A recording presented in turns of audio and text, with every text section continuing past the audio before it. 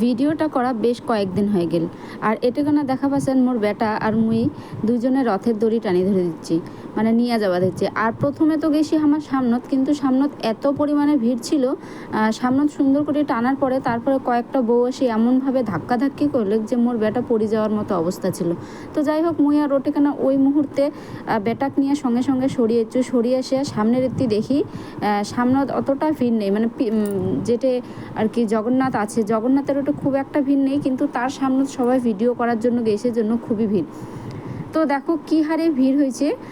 প্রথমত আমাকে গেছি গোয়েল মোড়, কিন্তু গোয়েল মোড় ঠাকুর ততক্ষণে বাইরে হয়ে গেছে, আমরা 3:30-4টার সময় গেছি, ততক্ষণে বাইরে হয়ে গেছে, যার জন্য আমার যাতে যাতে একটুখানি লেট হয়ে গেছে। তারপর আমরা চলে গেছি বাইকত করিয়ায় সোজা কুদি নিয়ে গেছি, ওই হিসাবে ওই লোকেশন দিয়ে আমার সোজা চলে গেছি যায়া।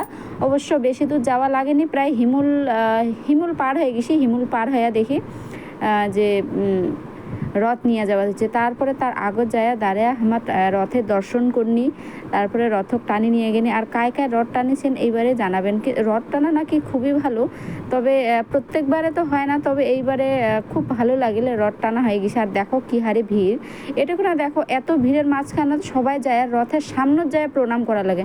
কেন রে বাবা, পিছন থেকে সামনের থেকে প্রণাম করলে হয় না? তার সামনে যেয়ে প্রণাম করা লাগবে যদি একটা অঘটন ঘটে যায়।